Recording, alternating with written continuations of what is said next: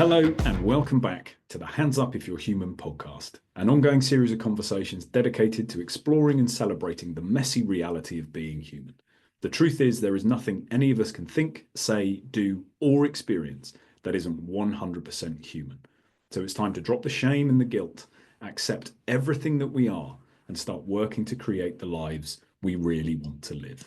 Welcome back. My name is Wyndham. I am the Blueprint Coach. It is lovely to have you here. I hope you are well. We're now well into November.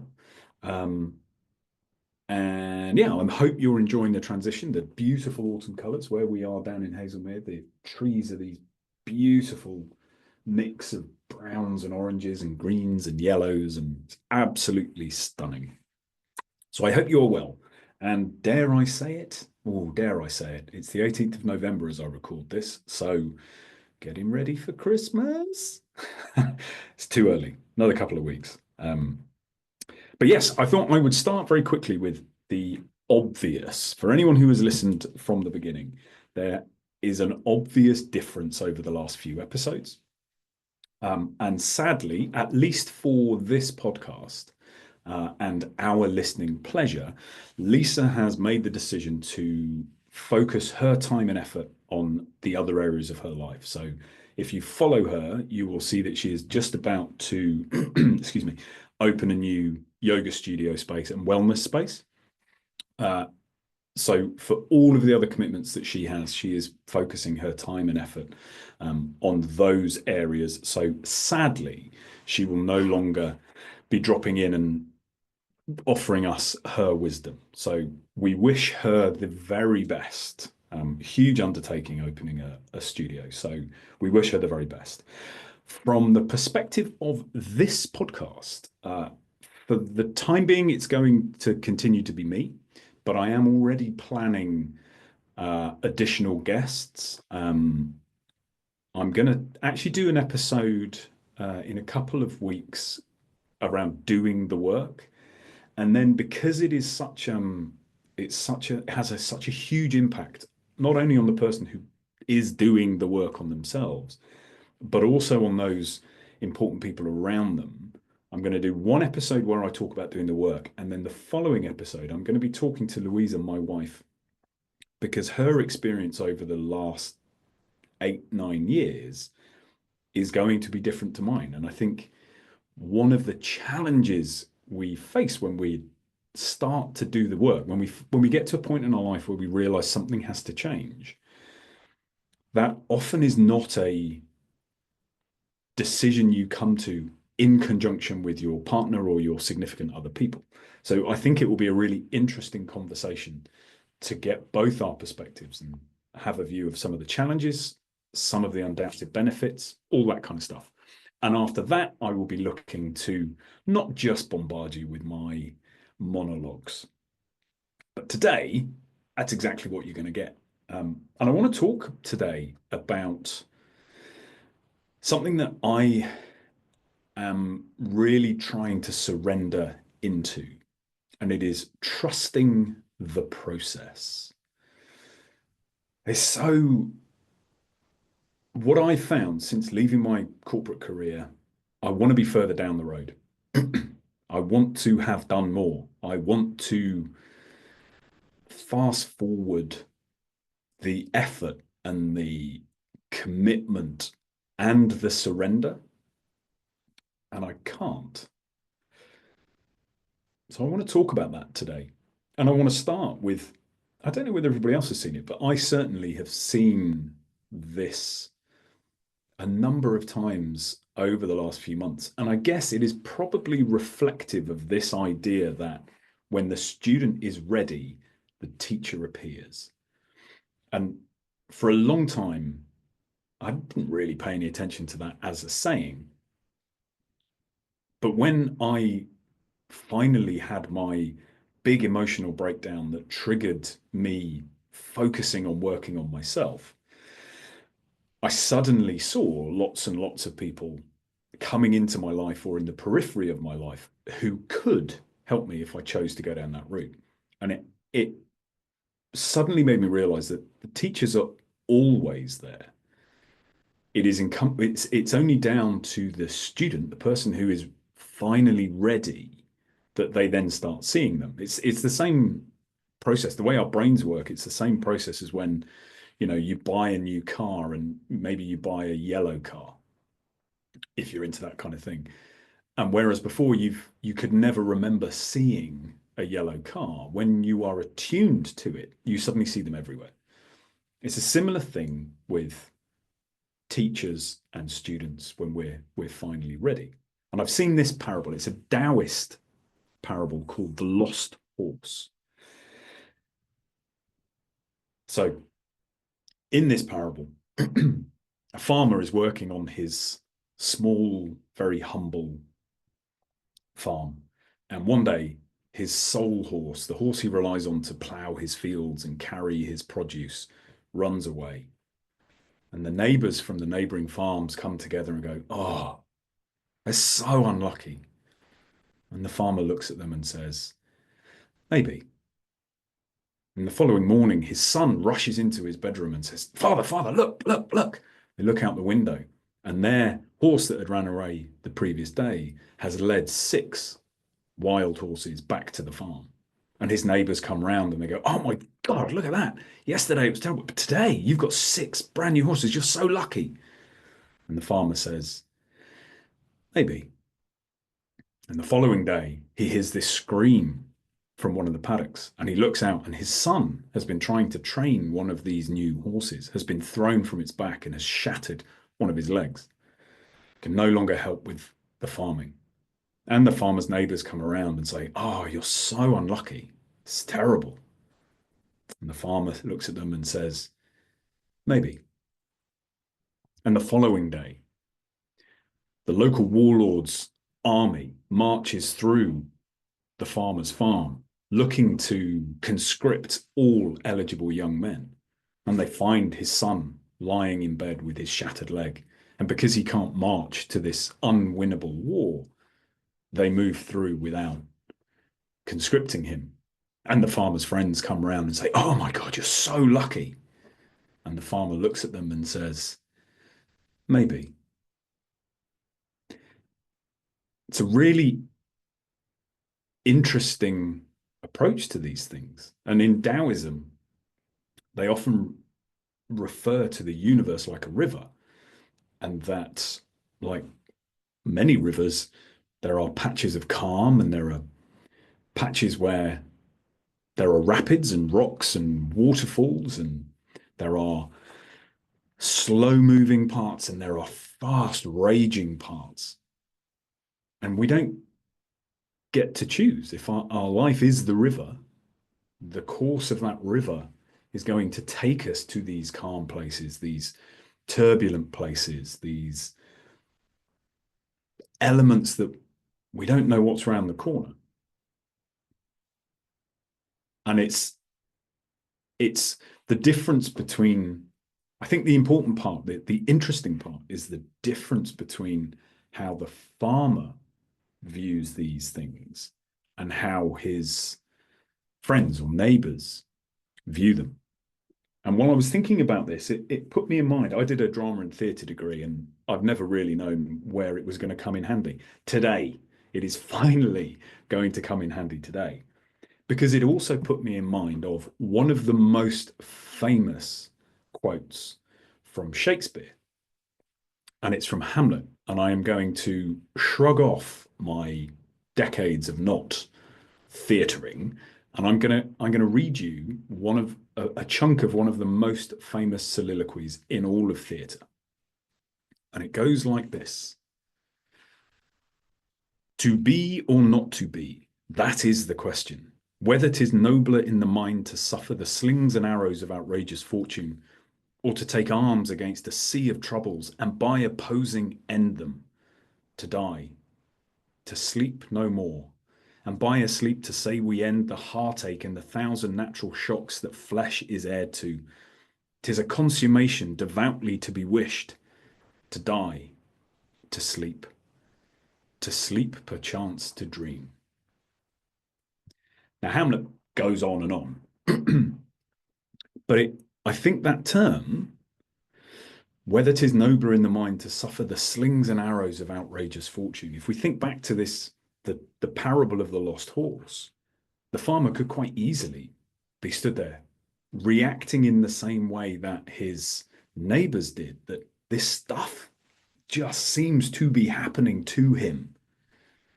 And because he's not in control of it, it would be perfectly understandable to be caught up in the waves of emotion that would go with that initially we might feel.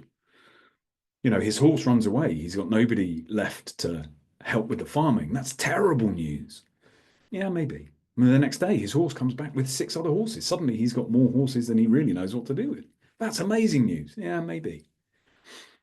These things that happen to us, and in Hamlet's case, you know, his uncle has killed his father and is trying to marry his mother. I mean, he's got no control over those things. There's a big difference in that Hamlet soliloquy. He only sees 2 options.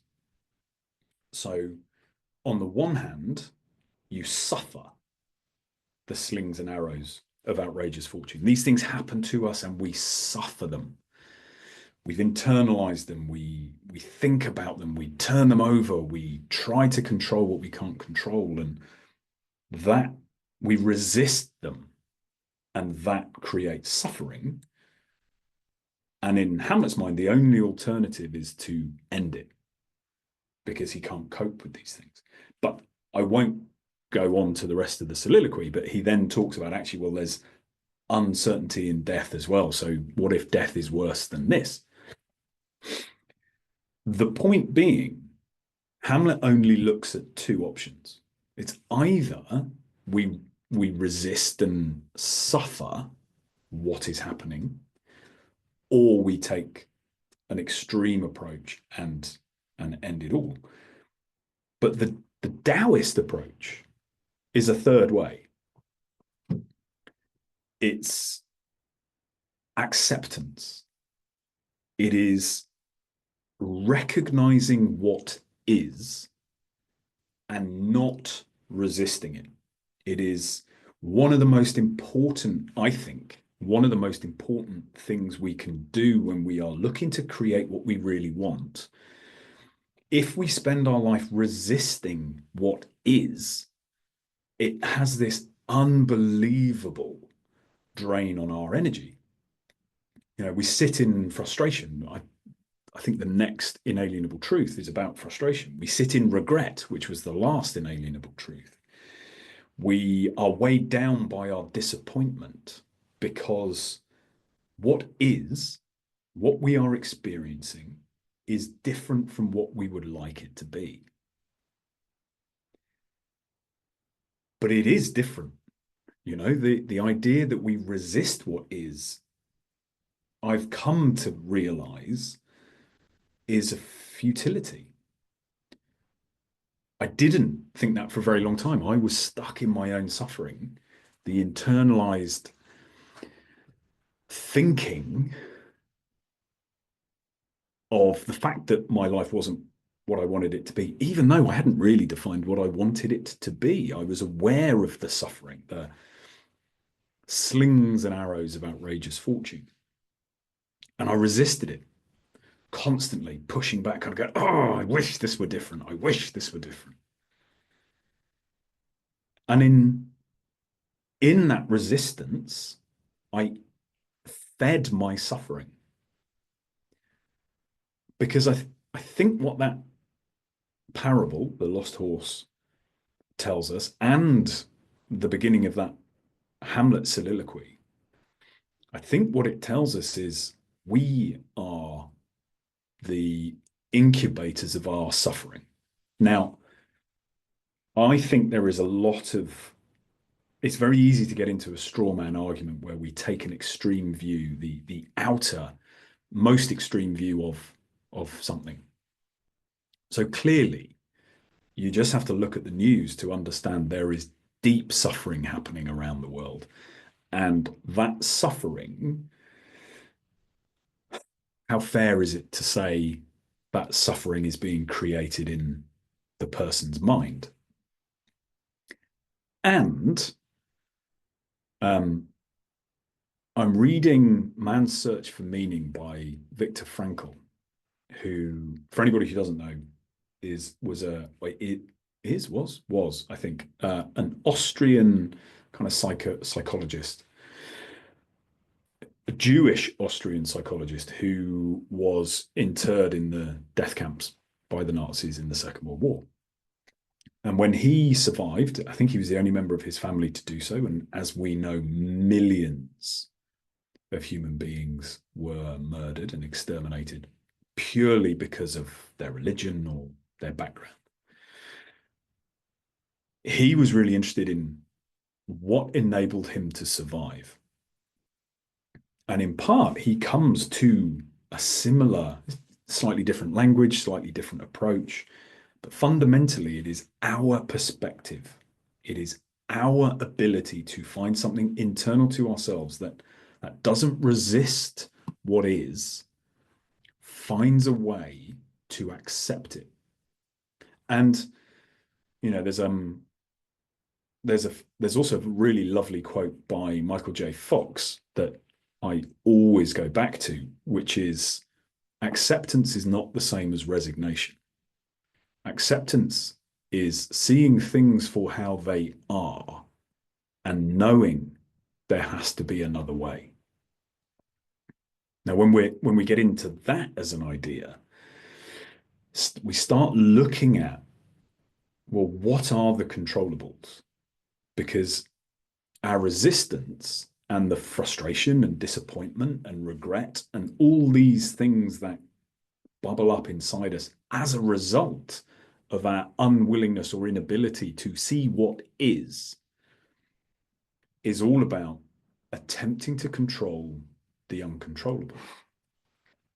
We have no control over other people.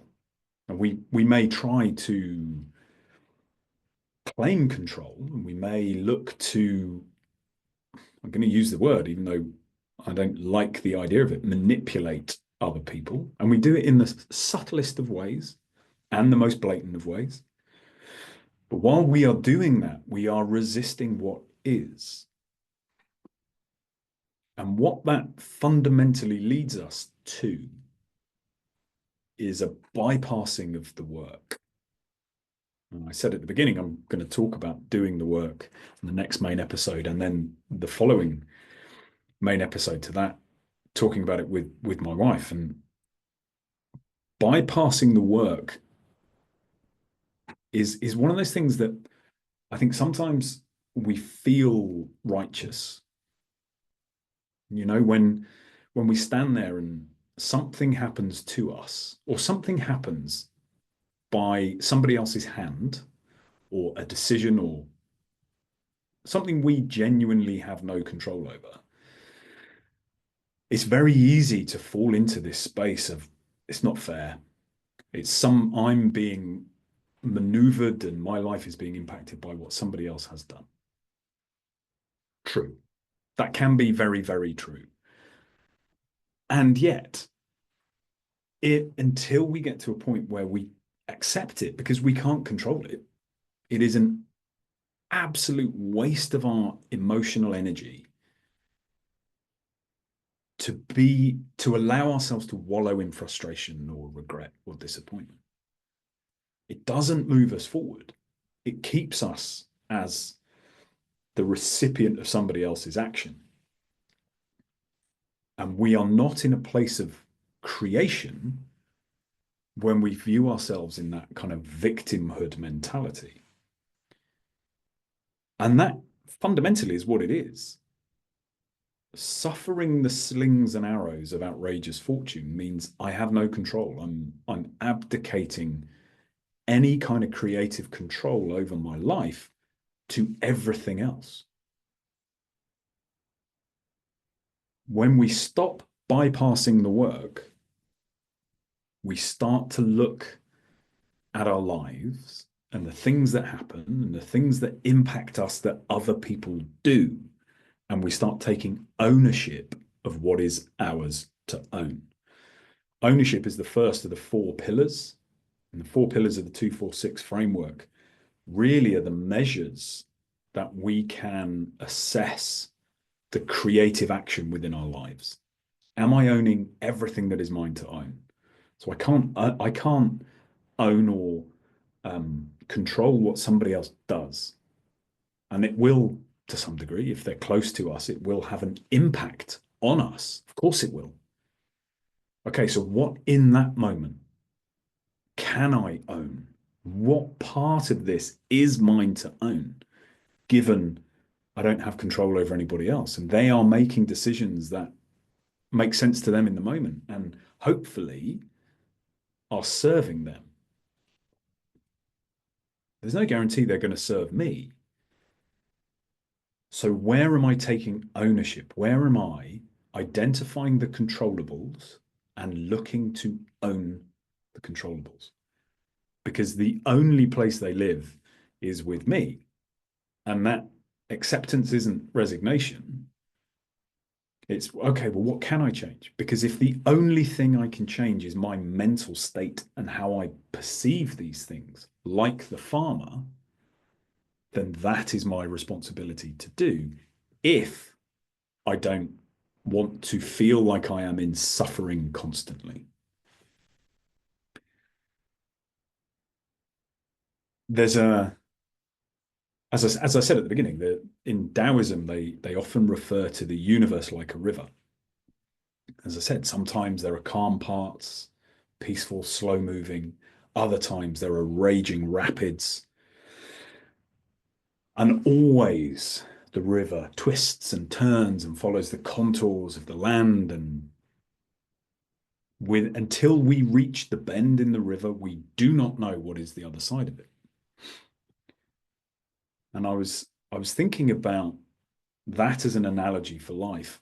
And also when we do start doing the work, when we get to that point, for me, it was a point of, I didn't think I could get any lower, feel any worse. Now, for me, it's very important that I clarify that, if I tend to look at life like a tricycle.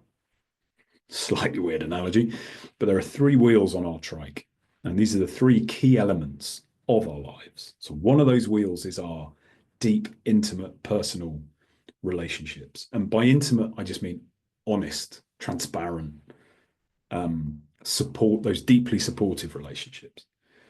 Could well be with a partner or spouse, but it could equally be with our really deeply close friends. The second wheel is our broader social, societal interactions and networks. Third wheel is our professional endeavors.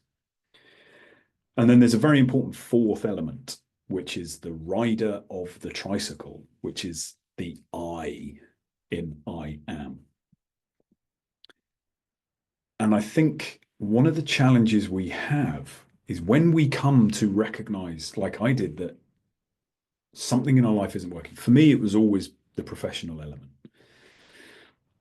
I've always been very fortunate in my relationships. My other relationships have been very positive and supportive and haven't ever been a cause for difficulty, prolonged difficulty. Of course, there are challenges in all areas of our lives. But for me, it was always work. So when I finally had my kind of emotional breakdown, realized something had to change, it was like I was getting in my boat and for the first time ever, consciously pushing it into the river as Taoism considers it. But what I didn't realize at the time was my boat was overladen. It was overladen with habit and conditioning and false beliefs and indoctrinated truths and all manner of hindrances that actually, in order to stand up as who I really am and to start creating the life I really want to live, I would have to shed. I didn't know that at the time.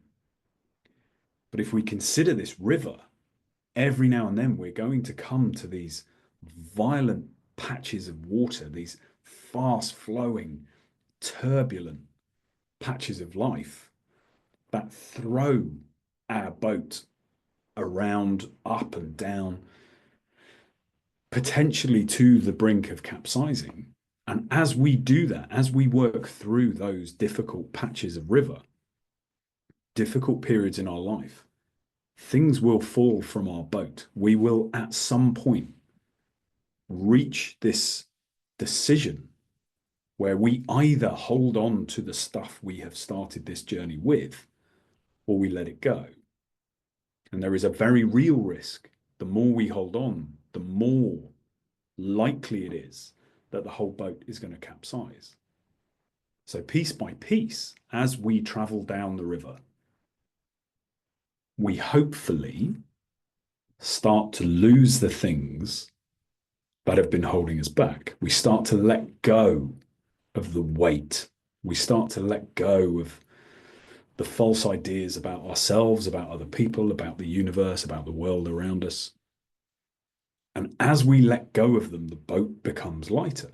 And as it becomes lighter, it becomes less likely to capsize because the weight that is remaining is lower in the boat.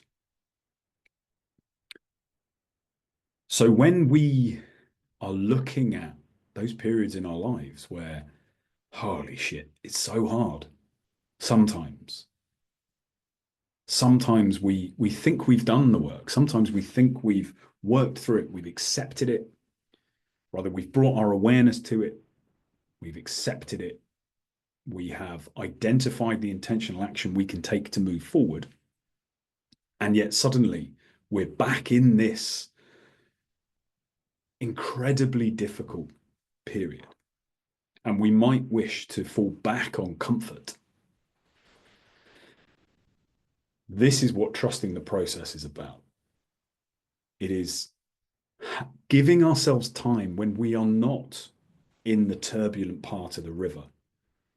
You know, in previous episodes, actually the last episode Lisa was part of, we spoke about this, how important it is to continue to practice our awareness when things are okay, how important it is to expand our understanding of ourselves when we feel good. Because it is with that understanding, with that expanded awareness, that when the river gets turbulent again, we have this extra understanding that we can go, okay, I understand what is happening. I might not like it, but I understand that this is the path. There's a guy called Ryan Holiday. Can't remember. He goes by the professional moniker, the Daily Stoic, and he has done enormous amounts of reading and exploration of Stoicism through ancient Greek philosophers, through Julius Caesar, all these different people. And he has a book called The Obstacle is the Way. And it's true. You know, earlier I mentioned the bypassing of the work. And if every time we reach the difficult part of the river, we give up, we distract ourselves,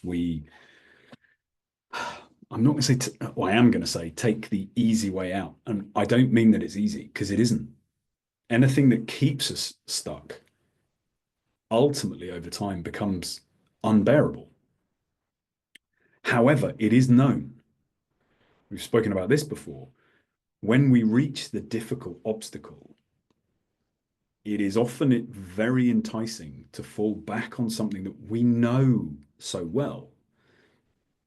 Blaming other people, for me, blaming anything and everything but myself. I knew because I'd done it for so long. But it didn't help me. It continued to erode my confidence. It disempowered me. It stole my agency. It stole my ability to create what I really want. And the path to creation is difficult. Of course it is. There's another, we hear it all the time, this idea of overnight successes. And almost everybody who is an overnight success, when they have that kind of not thrown at them, but levied at them, they're almost unanimously kind of go, yeah, yeah, it took me 20 years to be an overnight success. Because there is a tipping point. But up until that tipping point, it is all work. I mean, it can be play and fun as well. However, there is this requirement for consistent effort in the face of turbulent waters. And it is only through that consistent effort that we get to earn the tipping point. Rich Roll is he has a podcast, and he's an ex-lawyer, recovering alcoholic. He then moved on to be a plant-based ultra endurance athlete, and he has this really interesting podcast. And he talks about the path to success is very slow until it's very fast. And it is that idea of it took me 20 years to be an overnight success. And through that 20-year period, through the very slow periods, how do we maintain our belief? How do we stay committed to what it is we're doing? Because over the last couple of years, like I said at the beginning, there have been lots of times when I've sat there thinking, I wish I was further on. I can see it. I can envisage it. I wish I was there. The truth is, all of that ultimate success, however we choose to define it, requires strong foundations if we want it to be sustainable. And those strong foundations are the slow, painstaking work that nobody sees, that we often can fear people are judging because we're not further ahead than where we think we should be for some reason. That work, the solid grounding work, is critical. And the way we get to it is by being really clear about what it is we are trying to create. When we look at the motivations we have, we interrogate them. We look to see what lies beneath them. The surface of, I want to be successful, I want to be rich, I want a status, I want a big house, I want whatever it might be. All of those things are only ever mechanisms in service to a deeper meaning we are trying to create. So if we want lots of money, why? What does that money give us? Some people, well, other people will judge us positively because we're successful. Okay, well, what does that positive judgment of other people give us? It is always deeper. So being really clear about what it is we are trying to create for ourselves at a much deeper level, ultimately can provide us with the solid ground, the fuel we need when the river is at its most violent, where the water is throwing us aside and we're desperately holding on to the stuff we have brought onto the boat and onto the river with us. And going back to what we're trying to create, maybe gives us the opportunity to let go of the things that do not serve us. And so the instability of our boat in those turbulent times is reduced. So when we come through that path, we don't pick it back up. We have shed the things that do not serve us, clear in the idea of what it is we are genuinely trying to create. I think I will leave you with that. I know for me personally, trusting the process can be extremely difficult. And there will always be these hiccups when we don't. And we fall back on old patterns. I talk about the old blueprint snapping back. Man, it really does. And sometimes it does it because it is in the death throes of those old beliefs. And like any kind of living thing, it will fight as hard as possible to survive. Our job is to weather the storms, is to get through the worst bits, because this too shall pass. And once we are through them, continue to do the work. So, okay, I snap back old patterns, they don't serve me. What do I need to let go of to make that less likely? I hope that has been enjoyable. I hope that's been enjoyable. I hope that has been helpful. Thank you so much for listening. I really appreciate it. As I look to pivot and figure out how this continues, because I am committed to continuing this regardless of the download numbers or anything like that.